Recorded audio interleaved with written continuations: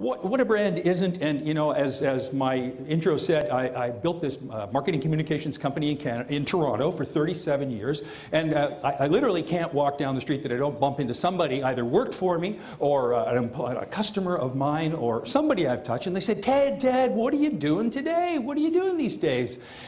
Old guy, I guess is what they're really asking. And I'm saying, you know what? I'm brand coaching.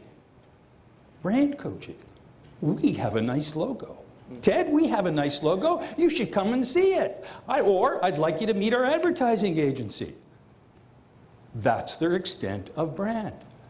A brand, it ain't the logo. It ain't just the advertising. It is everything.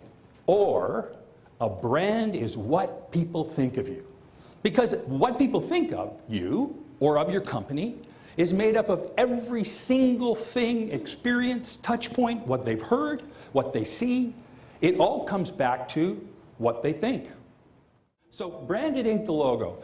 It's every touch point either builds or destroys brand equity. And brand equity, just so we get the terminology right, is all the good thoughts. There's wonderful brand equity today about Apple. The brand equity of Toyota is doing this. Now, the great thing about that was they have equity through the moon, and so they're burning it up a little bit here, and we hope they fix it before they do this. What about Tiger Woods? Tiger Woods? Tiger Woods. The two T's, Tiger and Toyota. That's right. So it is with employer brands. You know, it has to be like this. Brands are more critical today than ever before. I love this image. Just look at it for a second. Yeah, you've been trying to find an appointment there probably. This is by a famous Canadian photographer, Edward Burdinsky. I think I'm saying his name right. But he photographs, you know, commercialism around the world. Incredible things of like oil fields and this sort of thing. But I love this photograph for my point. This is the global marketplace, a snapshot of the kind of thing we live in every day, all day. That's what's going on. That isn't what was going on when my dad was growing up. This is what's going on for us today. Look at the identities in there. Look at the brands. There's even a damn truck turning the corner here with Walmart on it. But look at here. Let's just come back to this. I've deliberately put a number obscured in the middle just to continue this intensity of the confusion that's going on. But 235 makes and models of automobile are marketed in Ontario. And with that 235 makes and models, there's a guy or a lady that has the job of getting into our head, telling us about it.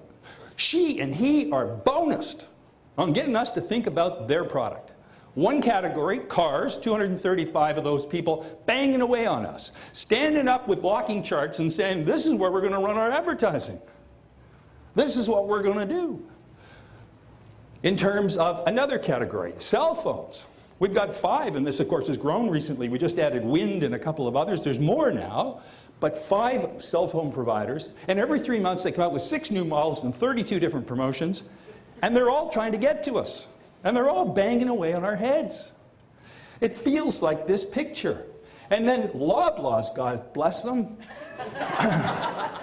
have moved from a shopping experience where there was 11,000 items in a store to where there's 43,000 items in an average big Loblaw store today.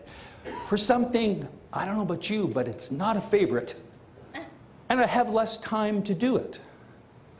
And so now I've got 43,000 choices. All this, those are 3 categories: cars, mobility, and groceries. But if we look at them all the categories of business, including jobs, people hunting for jobs, seekers, people advertising for jobs, that kind of thing, there's like 3,500 messages coming at us, living in an urban environment in Canada today, that we are getting bombarded with. So, like the visual of this picture, there's 3,500 messages coming at us. What do we pay attention to? What gets through to us? It's very difficult. If you're the advertiser, it is extremely difficult. And if you're looking to hire people, it's extremely difficult.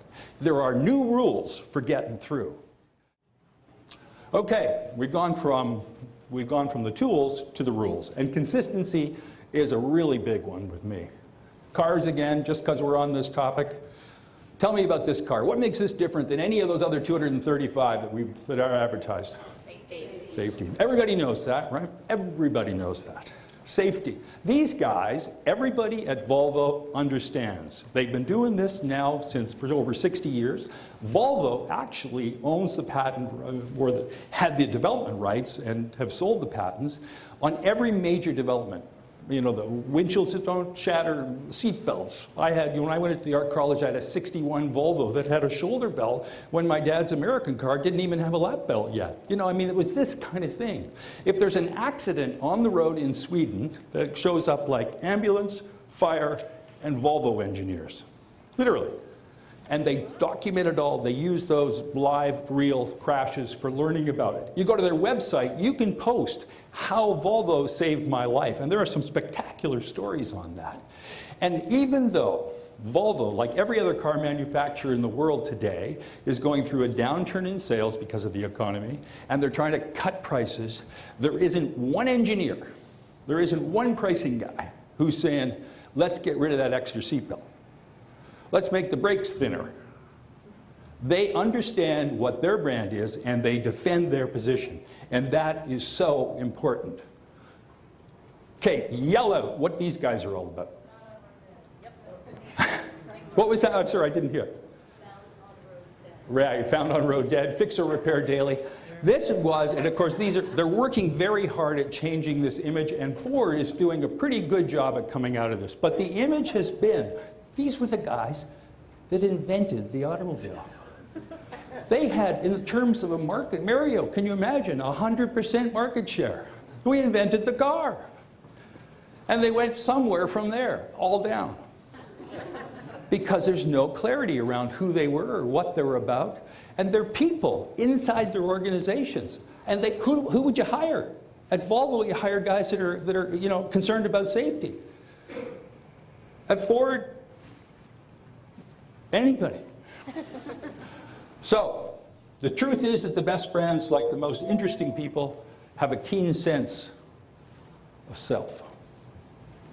People are brands. Tiger Woods was a brand.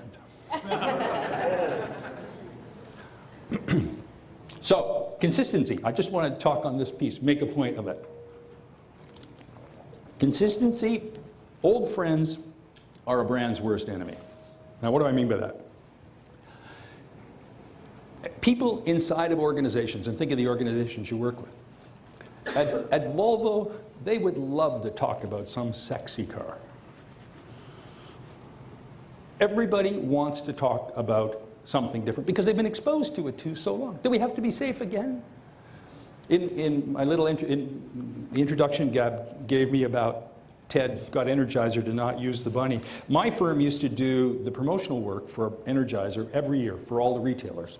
And so at the beginning of the year, we'd bring them in. We'd say, okay, here's what we're going to do for Canadian Tire. Here's what we're going to do for Walmart. Here's what we're going to do blah, blah, blah, for all the retailers in terms of the year's program. And some executive on that team would stand up and say, do we have to use that goddamn bunny again? Do we still have to use the goddamn bunny? Well, think about it. Who's exposed to more bunny stuff than anybody? Kids. Yeah, they go home late at night, right? They get home late. Their kids have got all the bunny stuff in the bedroom when they're saying goodnight to them, right? The pajamas, every promotion they've ever done is in the kid's bedroom. Their office is covered in all this stuff. And they just want to do something new. Imagine if you worked for Marineland, those of you who are here in Ontario. You lean over the fence and say, I work for Marineland, and the guy kills you because of that jingle. Right? Every year, right? So think about it. So they're the worst enemy. And then new friends are the worst, next worst. They show up and they want to do something brand new. They think they've been hired because of what they did at their last job, and they just bring it over and say, okay, let's do it. Let's change all that. You know that sort of red stuff we've been using for staples and that button thing? We got some new ideas. Or here's where it happens. I love this. And Canadian Tire is in your example, and it's in mine today. And I told this when I spoke to the management team. I said, what are you doing, guys? You know, every year, the biggest, most important retail season rolls around just before Christmas. And at our house, my wife would say, geez, I guess I got to do the Christmas cards, because she saw her first commercial from Canadian Tire. What was it? Give like Santa, save like Scrooge, right? They own that space. So this is getting maybe a little old. Who remembers that? Yeah, oh, great, okay. I didn't see many nods. I see lots of hands. They own that space. And every year they said that, and everybody kind of went to the basement, got out the lights, and and then you went to Canadian Tire because you forgot that they could buy Christmas presents there every year. I mean, they're selling tires and hardware stuff, and oh, yeah, I should go to Canadian. They own that space, most important space, with a fantastic icon. It didn't say Christmas, so it wasn't religious, and it used that wonderful Scrooge story. They hired a new agency, went to Chicago. Nobody in the room put their hand up when they said, have you ever heard of, give like Santa and save like Scrooge? They said no. And creative guys, it's only creative if it's never been done before. Right? They want something brand new, and God bless them. We need something brand new a lot. So they killed it. Old friends of the worst enemy. They gave that up. And now they fight with every other retailer at Christmas for some sort of way to break through and say something different. Molson, these guys, coming back to HR, they reward sales guys who've sold the most kegs up in Northern Ontario. Say, come on in and run this brand. Here, why don't you take over Canadian? It's only a $50 bazillion brand. You maybe know nothing about marketing. You learn marketing in business school? That's good. So you think brand's the logo. There it is. That's all you have to do. And they come in and they say, you know what? I want to go on one of those shoots with all those good-looking girls in the bikinis and the bear. Yeah, let's do one of those. And we all say, well, wait a minute. It must have been a mistake, but the last time you did that last campaign, I am Canadian. We kind of like that. And he says, yeah, but I'm a new friend. I got buddies I got to show that I could, I'm going to invite them to the shoot with the girls. Let's do this. 3 times, 3 different guys killed that idea, and they brought it back because we said, hey, we like that. So these brand new friends at Molson, and now they can't even say I am Canadian because it's owned by Americans. The oldest brewery brand in North America, we pissed it away with the beer.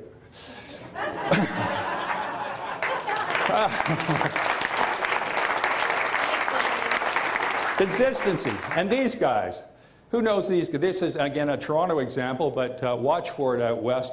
Extreme Whistle. From a couple of guys that had experience with other breweries where they had too many products, too many changes, too many.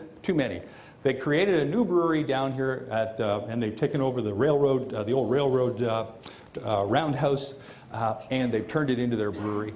And their positioning is do one thing really, really well. So Volvo, I didn't mention Volvo's. Their position is safety. How they say it is for life, which is a wonderful way to engage all the thoughts around it. It's about going to grandma's on Sunday too, but it's about getting there safely. So in the case of these guys, they say do one thing really, really well, and that's all they do. They have one brand, and boy, oh boy, do they work that hard, and they create a fantastic experience when you go down to the brewery, or if you buy a case of the beer. It has a fantastic handle that really speaks to that, doing it well. The bottle, they have deliberately not gone to a screw cap because it hurts on the lips compared to a beautiful snap cap, And so every single thing they've done is for the experience and the consistency of doing things well. So, in summary, strong brands are more critical than ever. Most HR managers don't get what a brand is and their employer brand and how to use it. Most job seekers don't do a good job. This is the next level, right? They don't present themselves well. Absolutely don't present themselves well. My kids, I've got to tell you, do great resumes. Might be a shock to you, but they do great resumes. They've been asked by their friends to help because people don't know how to do it. So, like you guys are going to be that help. Fantastic. We understand, and, we collectively understand we can be the brand coach. You guys are now deputy brand coaches to get out there and drive this. Massive talent shortage. Brands more important than ever to cut through, done well. Employers and job seekers have a lot to learn about using their brands. And you, Workopolis, have the tools and the talent to coach them. Thank you. Thanks.